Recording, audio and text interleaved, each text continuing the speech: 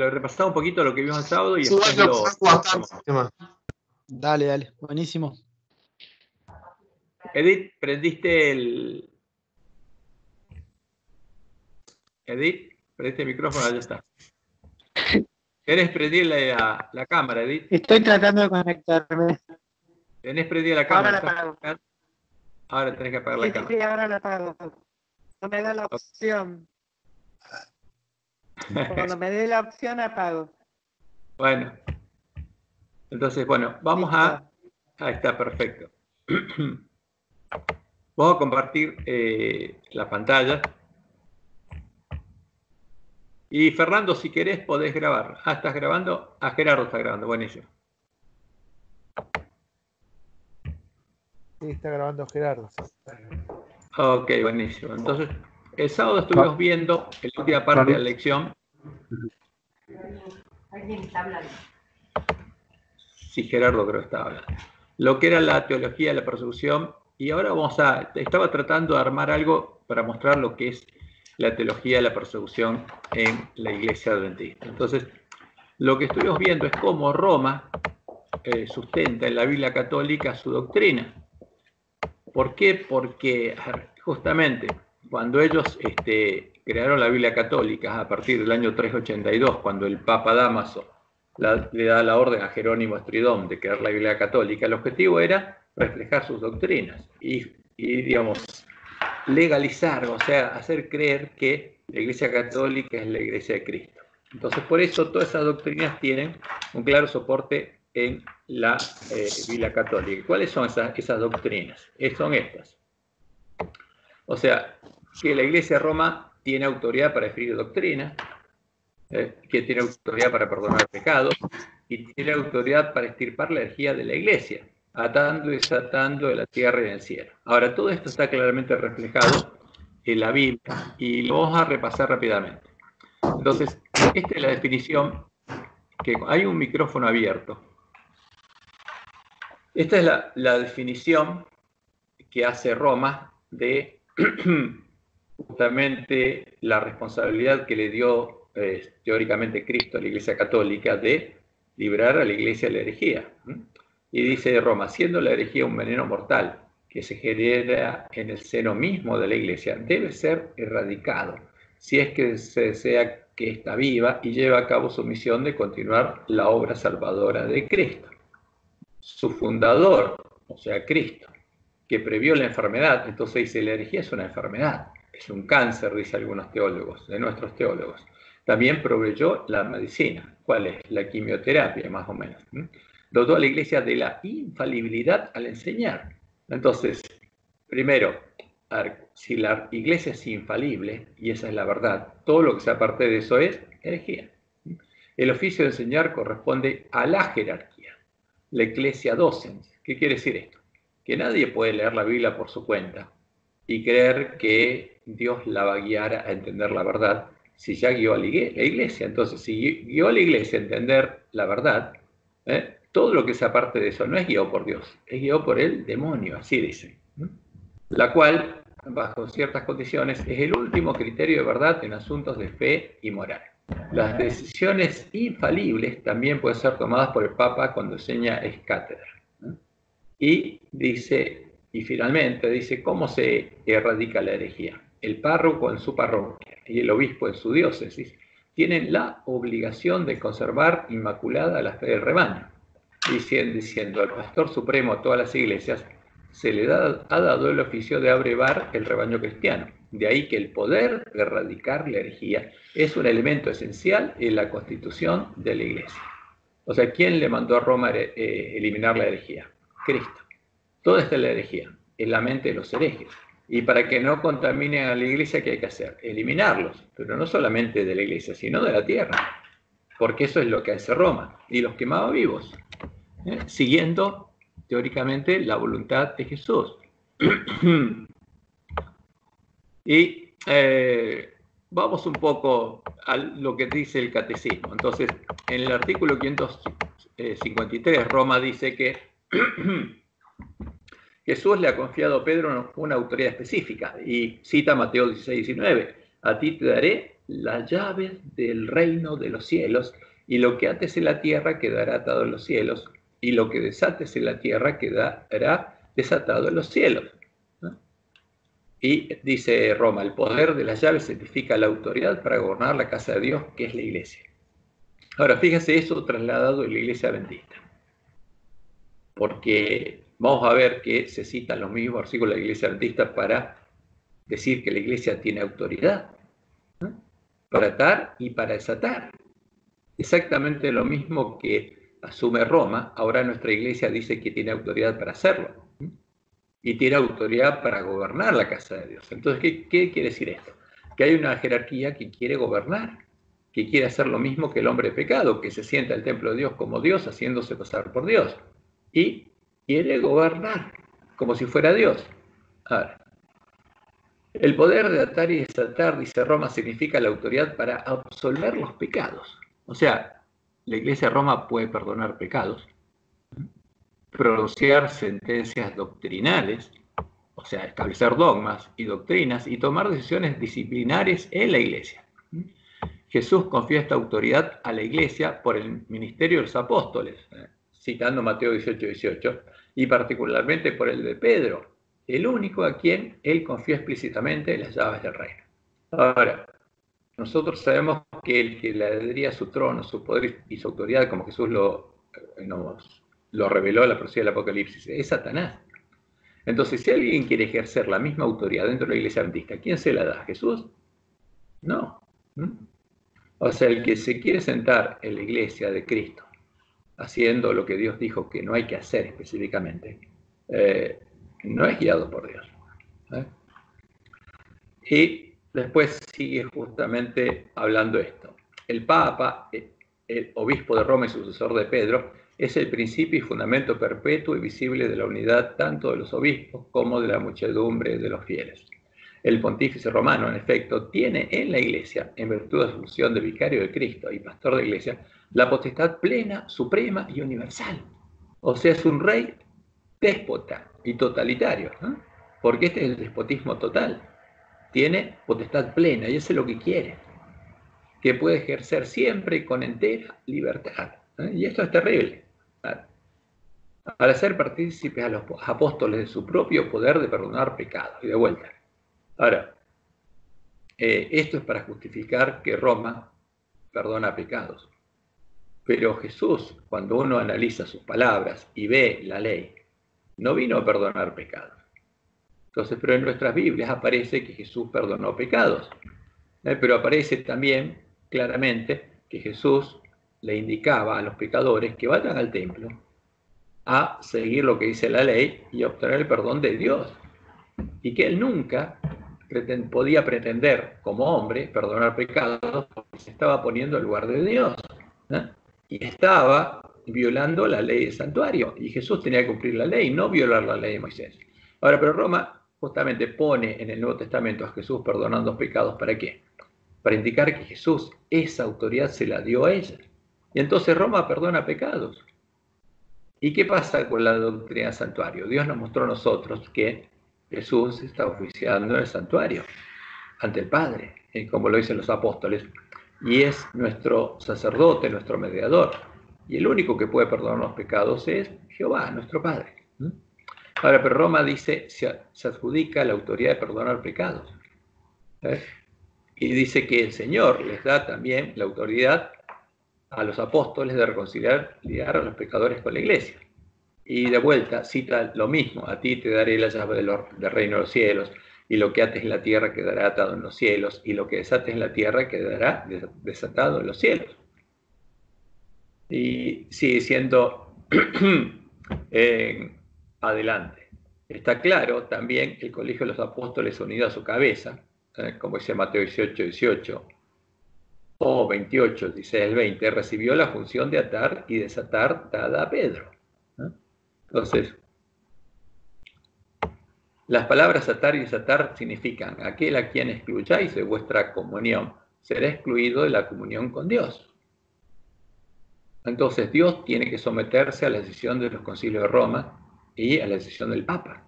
Y si Roma excomulga a alguien de la iglesia, lo excomulgan de la comunión con Dios. Y sí, sigue siendo la reconciliación con la iglesia es inseparable de la reconciliación con Dios. Entonces nosotros, fíjense, acá tenemos un problema que es muy claro.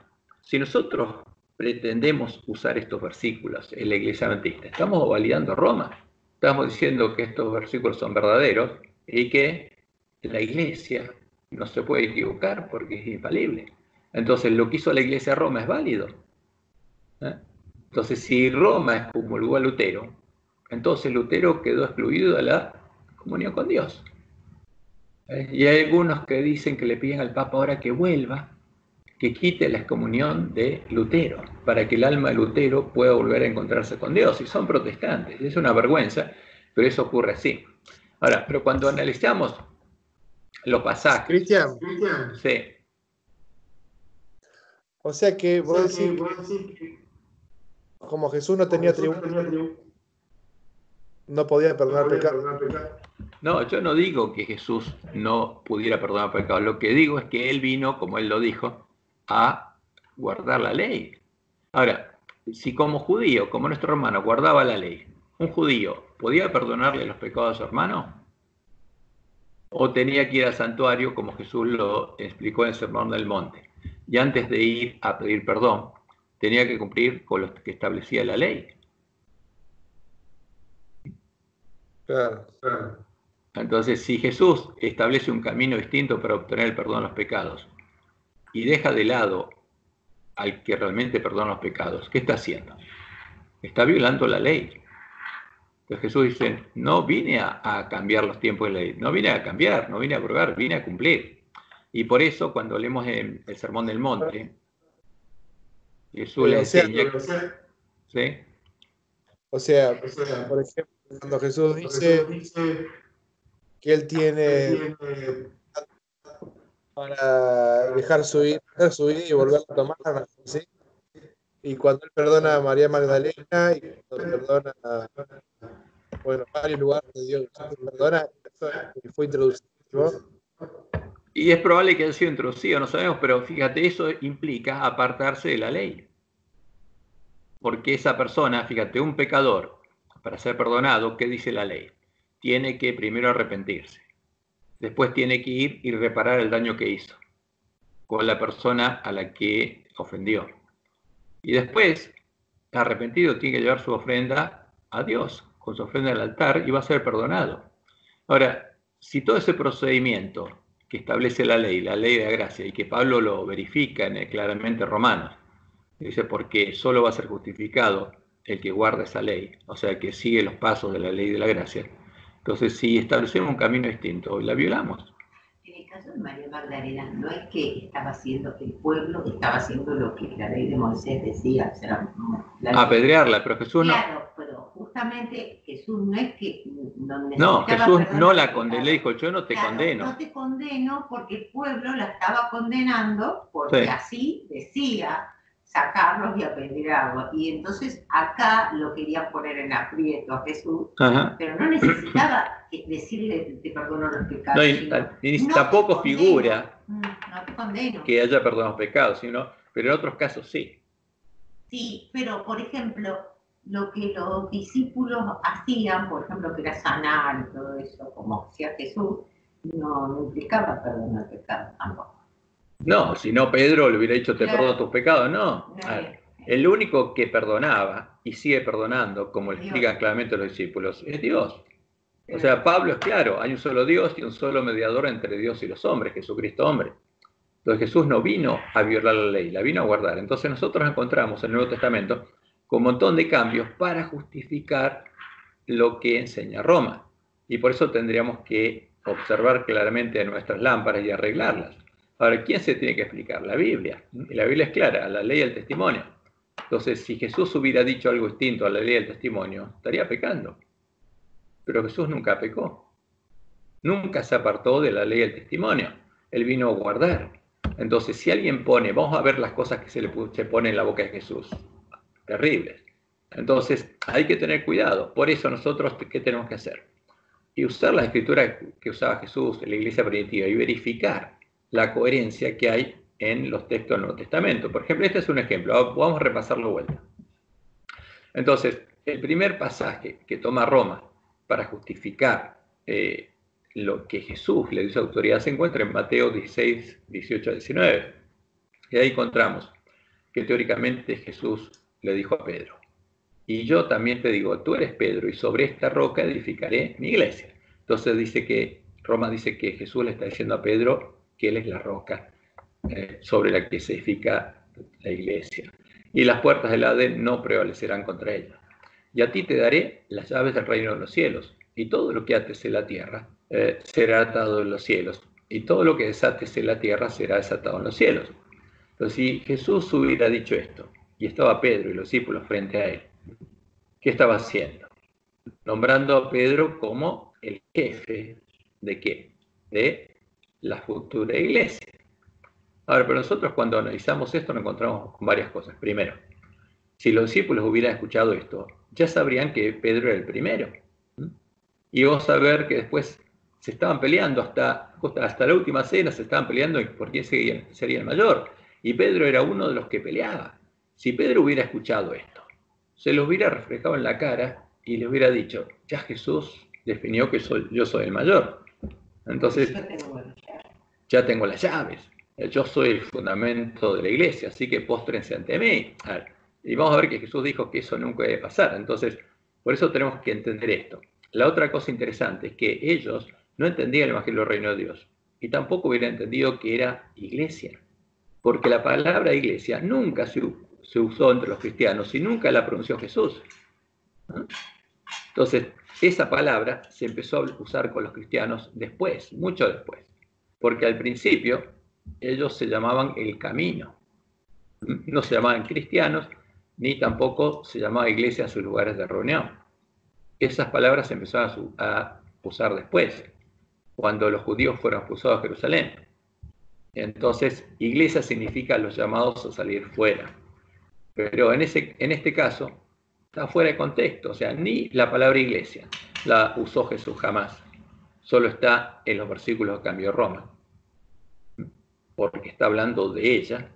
Y Jesús tampoco le dio las llaves del reino a Pedro, porque vamos a ver cómo Jesús lo dice claramente: a nadie le daría esas llaves. Y si Pedro hubiera tenido esa llave del reino, hubiera sido el rey, hubiera sido rey como el Papa, porque todos tendrían que estar sujetos a él, y él sería el Papa. Entonces, Pedro jamás ocupó esa posición. Pero está escrito en nuestras Biblias, ojo.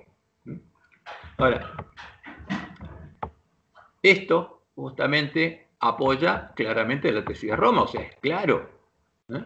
O sea, vemos en nuestras Biblias que la Biblia católica dice esto. ¿Está escrito? Sí, es claro el testimonio del Nuevo Testamento, por supuesto, es clarísimo. Ahora, entonces, si Jesús le dio las llaves del reino a Pedro y a los concilios de la iglesia, entonces nosotros tenemos que sujetarnos a esos concilios. Y si no nos sujetamos, porque dice ahí todo lo que ates, y si cambian el día de reposo, el sábado y el domingo, y hay que sujetarse.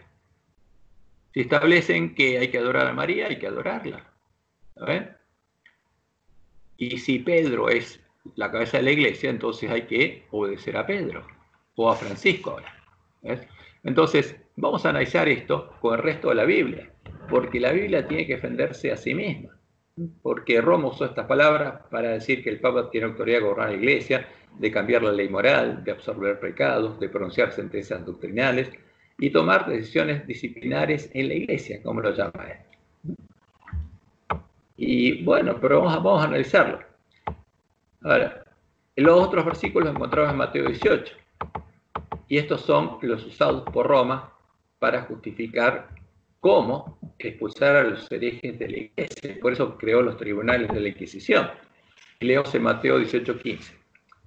Vamos a ver que Mateo 18:15 son palabras de Jesús, pero lo que está recuadrado abajo no. Por tanto, si tu hermano peca contra ti, ve y repréndele estando tus días solo, y si te oyere, has ganado a tu hermano. Y ahí terminó. Ahora, esto que hay en el medio, vamos a verlo por su contexto, fue introducido por Roma. Mas si no te oyere, toma aún contigo 1 a 1 o 2, para que en boca de 2 o 3 testigos conste toda palabra.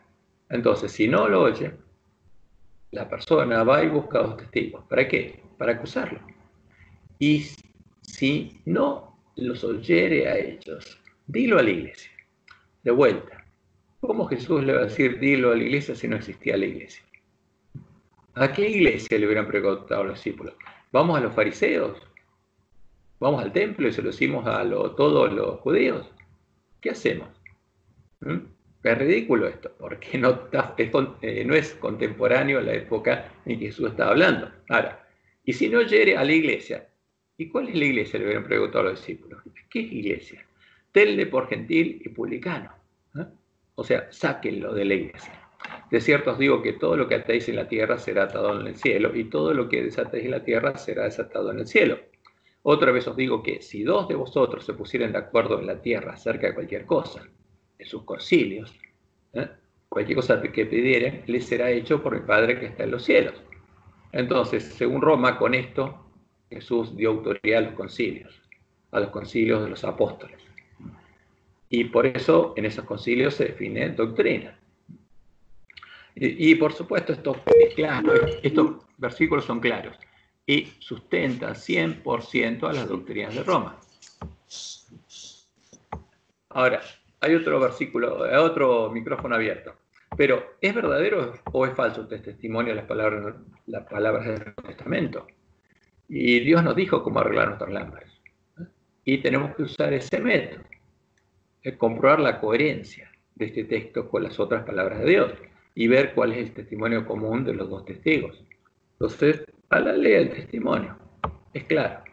Lo primero que debemos hacer es buscar comprobar la coherencia del testimonio de un testigo, en este caso, con el mismo testamento. Y lo primero que encontramos es que Jesús dijo que en el reino de Dios, en su iglesia, y eso, fíjense, y esto es Mateo 20, el otro era Mateo 16, no habría un discípulo que fuera mayor que sus compañeros.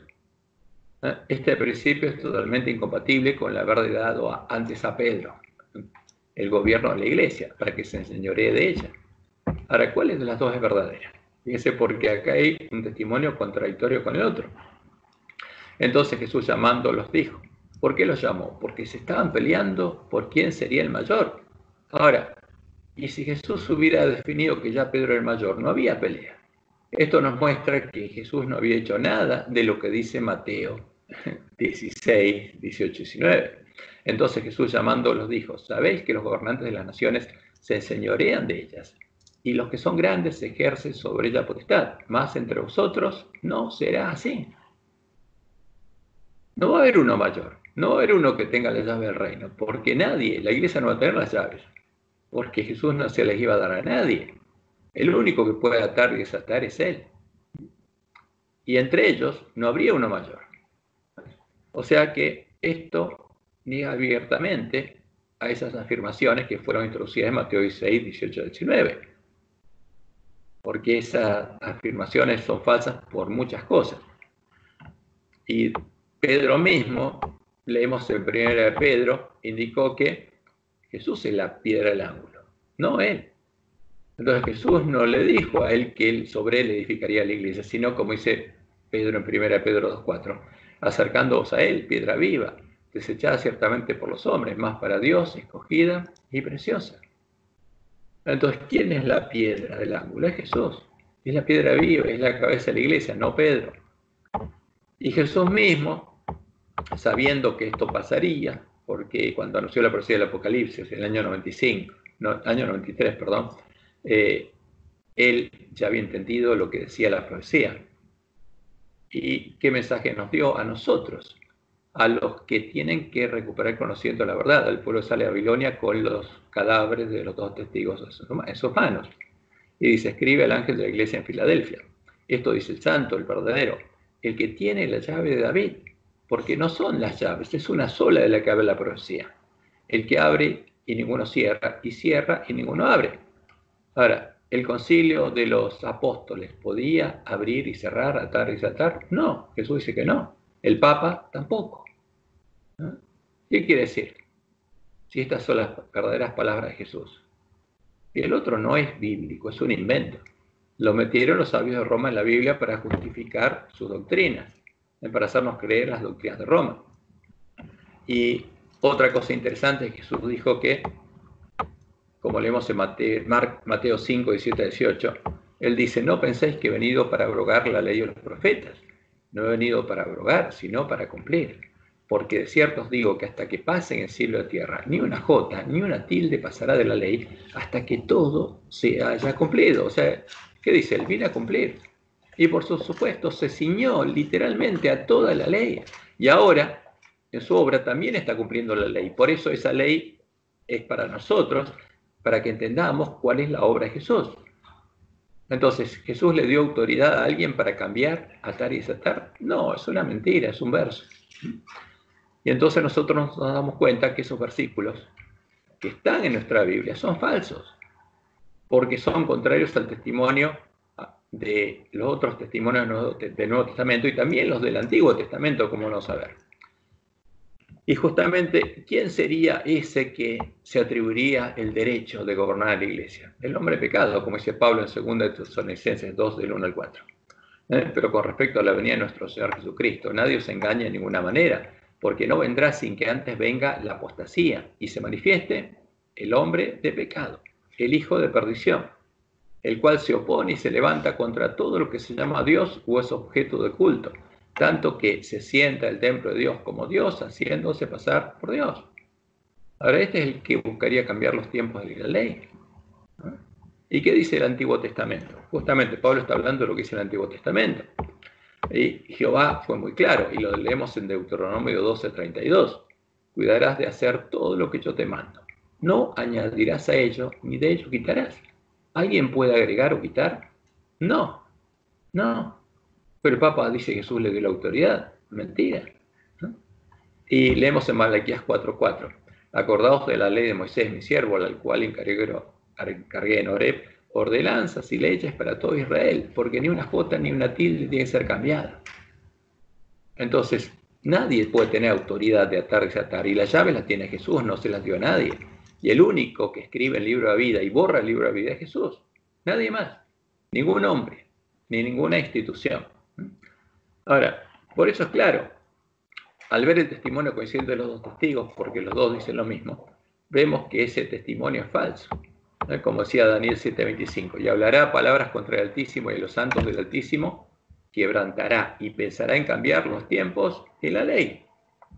¿Y cómo lo hace? Jesús me dio autoridad, dice, y será entregados en su mano hasta tiempos y medio tiempo. Ahora, lo que dice es medio verdad y medio mentira. ¿Por qué? Como dice la profecía, Apocalipsis 13, el dragón le dio su trono, su poder, su autoridad. Y al dragón lo llama Jesús. Por eso dice Jesús. Entonces, los católicos mezclaron en la Biblia las palabras de Satanás con las palabras del verdadero Jesús. Entonces nosotros tenemos que arreglar nuestras Biblias para diferenciar claramente cuáles son las palabras verdaderas y cuáles las falsas. Entonces, si miramos nuevamente el contexto de estos textos, nos vamos a encontrar con algo interesante. ¿Por qué? Porque vemos que estos pasajes fueron agregados sin tener en cuenta siquiera el contexto, porque lo único que querían es tener pasajes en la Biblia para sostener las doctrinas de Roma. Entonces, cuando leemos, por ejemplo, Mateo 16, del 13 al 20, leemos lo siguiente. Viniendo Jesús a la región de Cesarea de Filipo, preguntó a sus discípulos diciendo, ¿quién dicen los hombres que es el Hijo del Hombre? Ellos le dijeron, unos Juan el Bautista, otros Elías y otros Jeremías, o algunos de los profetas. Él les dijo, ¿y vosotros quién decís que soy yo? Respondiendo Simón, Pedro dijo, tú eres el Cristo, el Hijo del Dios viviente. Entonces le respondió Jesús, bienaventurado eres, Simón, hijo de Jonás, porque no te lo reveló carne y sangre, sino mi Padre que está en los cielos.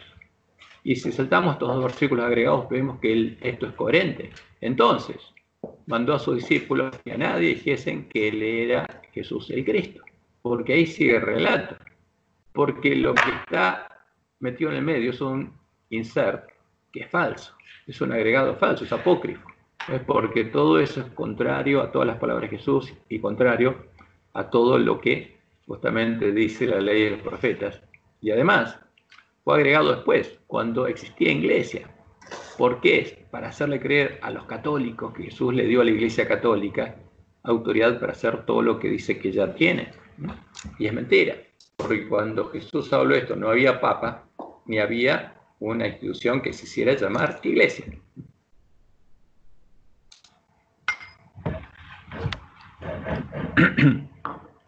Por supuesto, nosotros los adventistas, ¿qué pasa cuando llegamos a esto? Vamos a ver que en el manual de nuestra iglesia se usan estas palabras para decir que Jesús le dio a la iglesia la autoridad para hacer eso. La autoridad que se atribuye al Papa en nuestra iglesia se la valida. Y bueno, de acuerdo a eso, en nuestro manual de iglesia se instruye qué hacer justamente con los que piensan distinto de la iglesia, porque la jerarquía de la iglesia tiene autoridad. Y si alguien piensa distinto, hay que sacarlo de la iglesia, porque dicen que Jesús le dio a la iglesia instrucciones de hacer eso. Y están validando, entonces, cuando Roma extirpó la herejía de las iglesias, ¿qué estaba haciendo? Según nuestros teólogos, siguiendo la voluntad de Jesús. Y vamos a un poco al contexto inmediato de estas palabras. Entonces, teóricamente, en Mateo 16 Jesús le dice a Pedro que él es el mayor. Pero en Mateo 18 vemos que los discípulos seguían peleándose por quién es el mayor y ninguno registró esas palabras de Jesús. En aquel tiempo los discípulos vinieron a Jesús diciendo, ¿quién es el mayor en el reino de los cielos? Y llamando a Jesús a un niño, lo puso en medio de ellos y dijo, de cierto os digo que si no os volvéis y hacéis como niños, no entraréis en el reino de los cielos. ¿Qué pasaría? No tenían que buscar eso, porque en la mente de ellos estaba un gobierno terrenal, porque los judíos en ese tiempo, y siguen creyéndolo ahora, creen que el Mesías iba a venir a reinar como rey político. Y por supuesto, iba a haber una jerarquía dentro de ese gobierno. Y ellos querían ser el mayor al lado del Mesías, al lado del nuevo rey político de Israel. Iba a gobernar el mundo entero, porque eso es lo que esperan todavía los judíos. ¿Y qué le dice Jesús? Tienen que entrar al reino de los cielos. Y para eso tienen que volverse como niños. Y en el reino de los cielos, en el reino de Dios, el rey es Dios. No hay ningún papa, ni ninguno que sea mayor. Hay uno solo, que es el rey.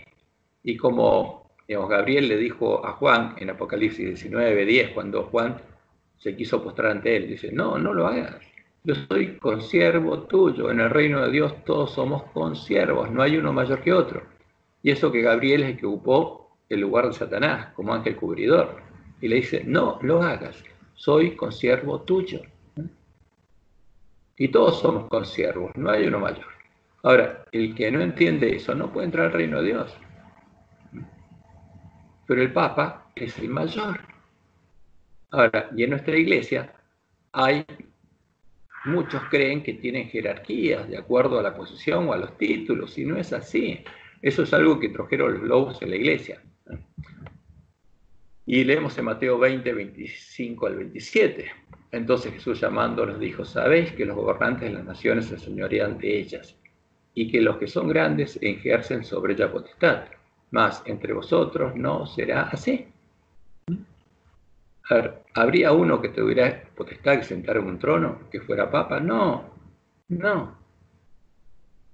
Todo eso es un verso de la Iglesia Católica. Entonces, por eso podemos identificar claramente que esos versículos son apócrifos, porque contradicen a todo el testimonio del Nuevo Testamento y del Antiguo Testamento. Y cuando vamos a Mateo 18, nos encontramos con algo que es asombroso, además. ¿Por qué? Porque en el texto introducido en Mateo 18 fue introducido con el objetivo de justificar, erradicar la herejía de la iglesia, y contradice todas las palabras de Jesús, incluso en su contexto inmediato, porque en Mateo 18, 12, Jesús les empieza a hablar justamente de la oveja descarriada, y les dice, enseñando a los discípulos, lo que tienen que hacer con un hermano cuando se descarría. ¿Qué os parece si un hombre tiene 100 ovejas y se descarría una de ellas? Se va, una se va. ¿Qué hace el hombre que tiene las ovejas? ¿No deja las 99 y va por los montes a buscar la que se había descarriado? ¿Para qué tienen que hacer los hermanos? Si alguna se descarría, ir a buscarla. Tienen que hacer lo mismo que hacía Jesús. Y si acontece que la encuentra, de cierto os digo que se regocija más por aquella que por las 99 que no se descarriaron. ¿No? Como después lo dice, hay más gozo en el cielo por un pecador que se arrepiente que por 99 que no necesitan de arrepentimiento. Y el gozo de la iglesia tiene que ser justamente ese, que si alguno se descarría, se arrepienta. Ese es el gozo de la verdadera iglesia. Así, no es la voluntad de vuestro Padre que está en los cielos, que se pierda uno de estos pequeños. Entonces, ¿qué tienen que hacer si alguno se descarría y solo se descarría? Tienen que ir a buscarlo. Y tienen que restaurarlo. No tienen que hacer una junta para borrarlo. Tienen que ir a buscarlo. Por tanto, si tu hermano peca contra ti, porque generalmente cuando un hermano se descarría, peca. Y si peca contra un hermano de iglesia, ¿qué tiene que hacer ese hermano de iglesia? Ve y repréndele estando tú y él solo. Y si te oyere, has ganado a tu hermano. Tenés que ir a buscarlo. Porque la misión de la iglesia es buscar y salvar. Porque justo la Santa Cena, antes de la Santa Cena, dice, si alguien pecó con vos, tenés que buscar. No, porque la instrucción de Jesús es esa. A ver, en la ley de Moisés que decía, si alguien pecaba contra otro, para ser perdonado, tenía que ir al templo.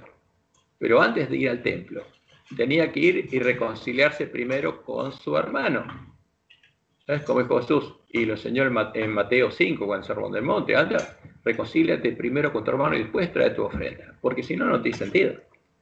Ahora, pero Jesús está enseñando otra cosa. Si tu hermano peca contra ti, no esperes que él venga a pedirte perdón. Anda a buscarlo. Le está enseñando a la iglesia que lo vaya a buscar. Entonces, si mi hermano peca contra mí, ¿qué pasa? Me doy cuenta que mi hermano anda mal. Está pecando. Algo pasó. ¿Y qué tengo que hacer? Tengo que ir a buscarlo y reprenderlo para que se reconcilie con Dios. Pero no yo a reprenderlo buscando venganza, sino porque voy a buscarlo, ya lo perdoné y quiero que vuelva a la iglesia. Y cuando voy a buscarlo, esa reprensión es una amonestación para que sea salvo. ¿Por qué se va a perder?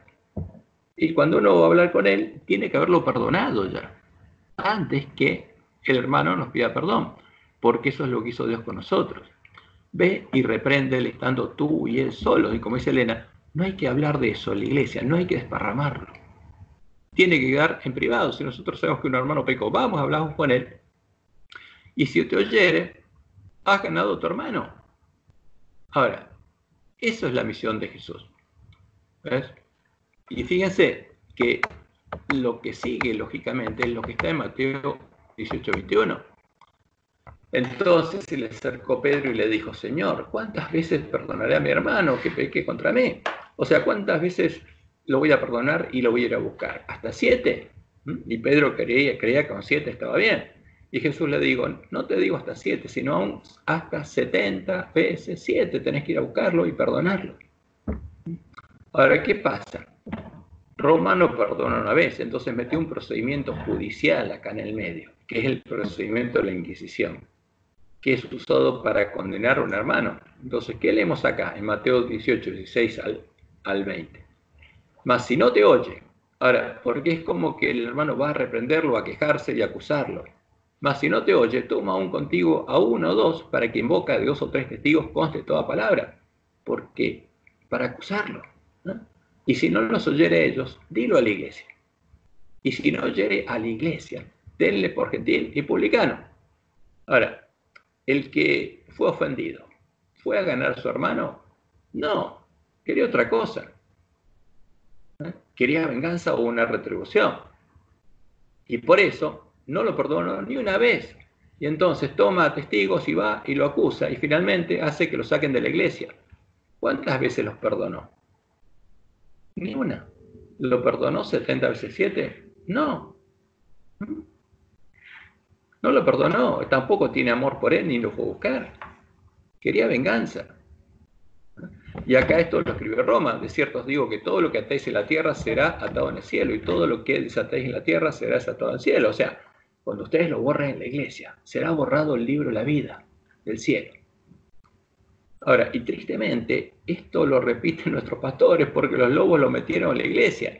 En vez de escudriñar la Biblia y arreglar sus lámparas, están usando los versículos que usa Roma para seguir el mismo procedimiento de Roma. Y sigue diciendo el 19, otra vez os digo que si dos de vosotros se pusieren de acuerdo en la tierra acerca de cualquier cosa que pidieren, les será hecho por mi Padre que está en los cielos. No, si en un concilio se ponen de acuerdo a pedir una barbaridad contraria a la ley de los profetas, ¿va a ser hecho por Dios? No, para nada. ¿Y cómo lo justifican? Por el versículo 20, porque donde están 2 o 3 congregados en mi nombre, allí estoy yo en medio de ellos. Yo soy el que valido lo que decida, y es mentira. Entonces, de acá surge justamente la validación de que cuando se hacen concilios de iglesias y Jesús está en el medio, eso es infalible y válido. Es mentira. Todo esto es mentira. Ahora, ¿había otra cosa en el medio? No lo sabemos. Pero esto es falso, porque es un procedimiento contrario a la ley de los profetas y contrario a la voluntad de Jesús. Porque fíjense, estamos ahora en Mateo 18, 20, digamos hasta 17 al 20. Ahora, pero esto es contrario a lo que Jesús dijo, porque Jesús nos dijo que tenemos que ser como nuestro Padre. Leemos Mateo 5, 44 al 48. Pero yo os digo, o sea, porque ¿qué le dijeron? Ojo por ojo. Y busquen venganza, porque eso es lo que busca el procedimiento que puso Roma. Pero Jesús dijo, yo os digo, amad a vuestros enemigos. Aunque tu hermano se vuelva en tu enemigo, amalo. Bendecid a los que os maldicen, haced bien a los que os aborrecen, y orad por los que os ultrajan y os persiguen, para que seáis hijos de vuestro Padre que está en los cielos, que hace salir su sol sobre malos y buenos, y que hace llover sobre justos e injustos. Y termina Jesús diciendo, sed pues vosotros perfectos, como vuestro Padre que está en los cielos es perfecto. Ahora, ¿qué tenemos que hacer? Perdonar. ¿Cuántas veces?